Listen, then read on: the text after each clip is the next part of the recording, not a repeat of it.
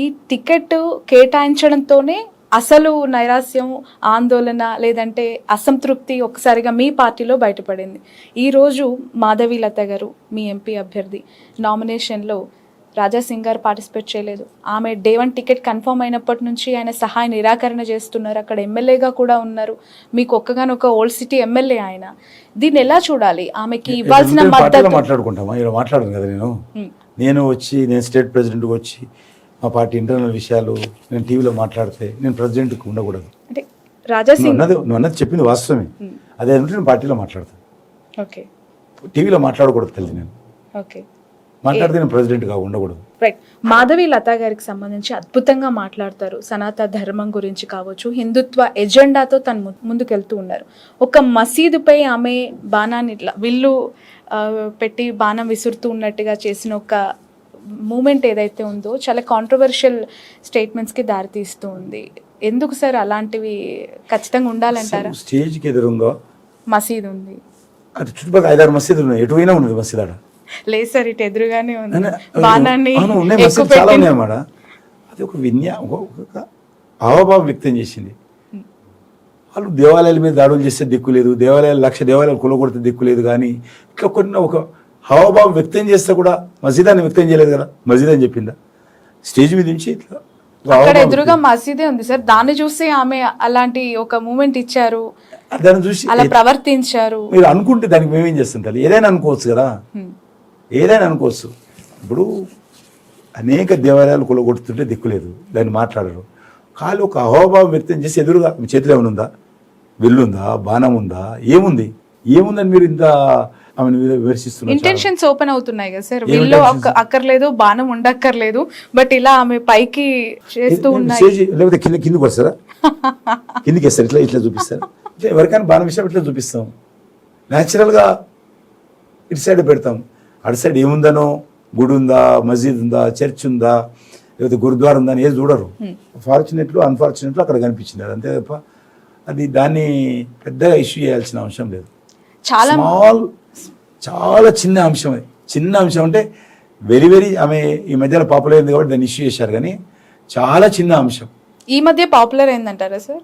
అంటే టీవీలో అంతే కదా, అంతకుముందు పాపులర్ కాదు కదా ఆమె. అసలు మీ పార్టీలో ఏదైనా యాక్టివిటీలో పార్టిసిపేట్ చేశారు? మా ప్రజా సంఘాలలో చాలా పనిచేసింది. ఓకే, అసలు ప్రజల్లో లేని ఒక వ్యక్తికి పారాషూట్ నేతకి బీజేపీ పార్లమెంట్ స్థానాన్ని బీజేపీ కట్టబెట్టింది అనే విమర్శకి ఖమ్మంలో కూడా ఇచ్చాం. అట్లనే ప్రజల్లో లేనటువంటి వాళ్ళకు చాలా మందికి ఇచ్చాము. దేశం అంతా కూడా ఆ రకంగా కొన్ని 100 మందికి, కొత్త వాళ్ళకి ఇవ్వకూడదా? దేశంలో చాలా మందికి ఇచ్చాము. సినిమా యాక్టర్లు తెచ్చి ఇచ్చాము, చాలా మంది సినిమా యాక్టర్లకు ఇచ్చాము, అడ్వకేట్లకు ఇచ్చాము, న్యాయవాది నుంచి రిటైర్ అయిన వాళ్ళకి ఇచ్చాము. అంటే చాలా ఒక హైదరాబాద్ ఎందుకు తీసుకుంటారు? మేము ఖమ్మం కూడా ఇచ్చాం కదా, ఆయన ప్రజల్లో లేడు. ఇక్కడ నగర కర్నూలులో కూడా ఇచ్చాం కదా, భరత్ అని యూత్కి ఇచ్చాము, ఆయన కూడా ఎప్పుడు బీజేపీలో లేడు.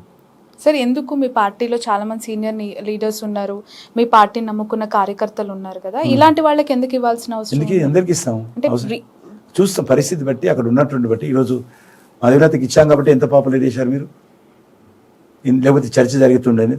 ఇదే స్ట్రాటజీ అంటే దీన్ని అంటారు. ఎందుకు నువ్వు ఇప్పుడు ఆమె గురించి క్వశ్చన్ అడుగుతున్నావు, లేకపోతే ఇంకొక అభ్యర్థి గురించి ఎందుకు అడగలే క్వశ్చన్, ఆమె గురించి ఎందుకు అడుగుతున్నావు? బట్ ఇదే ఎలక్షన్ స్ట్రాటజీ అంటే దీన్ని అంటారు. ఓకే, అదే బీజేపీ ఫాలో అవుతుంది స్ట్రాటజీ. ఎత్తుగడ ఓకే, లైమ్ లైట్ లో ఉన్నది రోజు. ఇలాంటి ఎత్తుగడనేనా సార్? కార్పొరేట్ శక్తులకి, కార్పొరేట్ రంగాన్ని చేతిలో పెట్టుకున్న వాళ్ళకి టికెట్లు ఇచ్చింది అనటానికి, స్టార్ హాస్పిటల్స్ లో భాగం ఉన్న బూరా గారికి, అపోలో నుంచి విశ్వేశ్వరరావు గారికి, అలాగే విరించి అయిన మాధవి గారికి టికెట్స్ ఇచ్చింది, ఆస్తులు డబ్బులు ఉన్న వ్యక్తులకే కేటాయించింది. బూరా నర్సే కదా డబ్బులు ఎవరు చెప్పారు? రాంగ్ చూస్తున్నాడు తెలియదు. ఆయన పెట్రోల్ వచ్చే డబ్బు లేదు ఆయన పెట్రోల్. ఇలాంటి విమర్శలు మీ పార్టీ మీద వస్తుంది. చిన్న విషయాలు వార్తలలో ఎంతమంది ఇస్తున్నారమ్మా? మీరు బీజేపీ అంటాలకు మీరు అన్ని చూస్తారు. కాంగ్రెస్ పార్టీ ఉదాహరణకు మా ఉద్యోగ గారు మాట అనేవారు, మనం తెల్ల షర్ట్ లాంటిది, తెల్ల షర్ట్ మీద చిన్న ఇంకు పడ్డా కూడా అదే చూసినా ఇంకు పడ్డది 10 మంది అంటారు. అదే పూల షర్ట్ వేసుకున్నారు అనుకోండి, ఆ పూల షర్ట్ మీద రంగు పడితే ఇంకో ఫ్యాషన్ అయిపోతుంది. కాంగ్రెస్ పార్టీ అట్లా. కాంగ్రెస్ పార్టీ పూల షర్టు రంగులు ఉంటుంది, అలా ఇంకు పడ్డా కూడా ఇంకో ఫ్యాషన్ అవుతుంది, వాళ్ళకేం కాదు. మాకు చిన్న మరక పడ్డా కూడా 10 మంది ప్రశ్నిస్తే జాగ్రత్తగా ఉండాలని చెప్పేవాడు మనకు. మనం వైట్ షర్ట్ లాంటి వాళ్ళం, మన పార్టీ చిన్న పొరపాటు చేసి అడుగుతారని. కాబట్టి కార్పొరేటు వాళ్ళు ఎంతమందికి ఇచ్చితే ఇది లేదు. టీఆర్ఎస్ టికెట్ ఇచ్చినాక తీసుకుపోయి కాంగ్రెస్కి ఇచ్చారు, అది అడగరు మీరు. మేము ఆయన ఉద్యమకారుడు, ఎవరు మా యొక్క భువనగిరి క్యాండిడేట్ బూర నర్సయ్య గారు. బూరేశ్వరం ఉద్యమకారుడు, తెలంగాణ ఉద్యమంలో మాతో పాటు పనిచేసాం, జేఏసీలో మేమందరం ఉన్నాం. ఆయన పార్టీ నుంచి ఆయనకు టికెట్ ఇవ్వకపోతే బయటకు వచ్చాడు లాస్ట్ ఎలక్షన్స్లో, మా దగ్గరికి వచ్చాడు. ఇప్పుడు ఎమ్మెల్యే టికెట్ అడిగితే కాలేదన్నారు. అదేవిధంగా ఇతనైతే కేసులు పెట్టింది గవర్నమెంట్ విశ్వేశ్వరరెడ్డి మీద, కాబట్టి ఆయన మా పార్టీకి వచ్చాడు, మా పార్టీలోకి వచ్చినాక కేసులు పెట్టింది. కాబట్టి పెద్దగా ఆయన వ్యక్తిగత ఆస్తులు కావే, కుటుంబ ఆస్తులు, వాళ్ళ భార్య ఆస్తులు అపోలో హాస్పిటల్ సంబంధించిన, ఆమెకు ఈయనకు సంబంధం ఉండదు. సార్ ఒక ఓపెన్ ఆన్సర్ ఈ క్వశ్చన్కి మీ నుంచి జెన్యున్గా ఎక్స్పెక్ట్ చేస్తున్నాను. బీజేపీ రాష్ట్రంలో ఎక్కువ సీట్లు గెలుచుకోవటానికి బీఆర్ఎస్కి సుపారీ ఇచ్చింది అనే కమెంట్ మీ ఆన్సర్ ఏంటి? ఇంతకుముందే చెప్తే కదా నేను. ఇచ్చిందా? అలాంటి పరిస్థితి ఉందా? మీరు ఎట్లా ఊహిస్తారు అంటున్నా, ఎట్లా ఊహిస్తారు? ఎందుకు డమ్మీ క్యాండిడేట్లను దింపుకున్నారు. నువ్వే చెప్తే ఇప్పుడు అద్భుతమైన క్యాండిడేట్ నువ్వే చెప్తివి. ఒక పక్క ఇలాంటివి, ఇంకో పక్క ఇలాంటివి. అందుకే తల్లి నేను అందుకే ఇటువంటి దాన్ని పట్టించుకున్నాను. అవన్నీ జవాబు చెప్తూ పోతే ఇదే నడుస్తుంది డిస్కషన్, పనికి ప్రజల పనికి ఇదే ఉండదు. ఇటువంటి ఇంటర్వ్యూస్లలో కానీ ఎక్కడ కానీ ఇవే అడుగుతున్నాను, నాకు అదే బాధ అనిపిస్తుంది. నేను 3 రోజుల నుంచి ఇవే చెప్తున్నాను. నువ్వు అడిగిన ఇంటర్వ్యూస్లలో ఇదే అందరు ఇదే పట్టుకుని వస్తున్నారు, ఇదే చెప్పాల్సి వస్తుంది. అందుకే బాధ అనిపిస్తుంది. వేరే ఉద్దేశం మీరు ఏమనుకోవద్దు. ఏముంటుంది చెప్పు, సుపారీ అంటే వాడెవడో అనగానే మీరు మమ్మల్ని వచ్చి అడుగుతారు. సుపారీ ఏముంటుందమ్మా?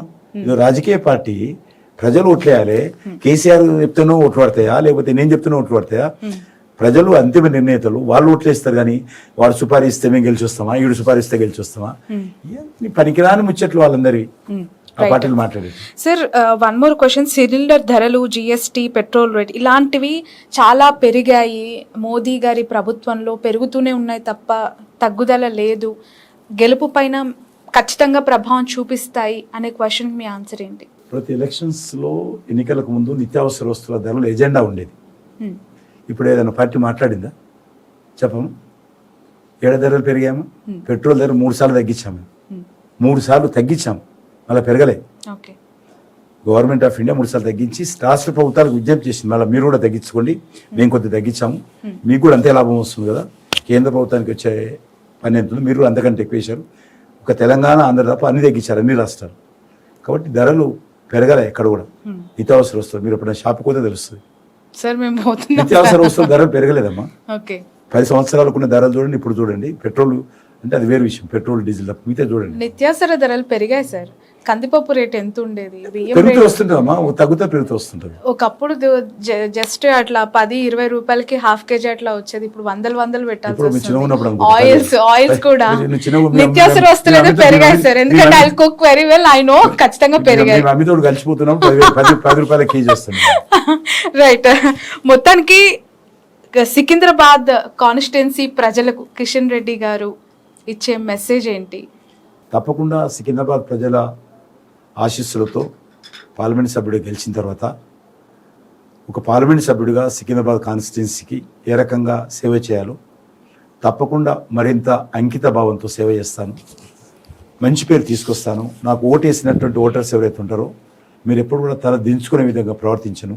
నీతి నిజాయితీతో ఉంటాను, ప్రజలకు అందుబాటులో ఉంటాను, కష్టకాలంలో ఉన్నప్పుడు ఉంటాను.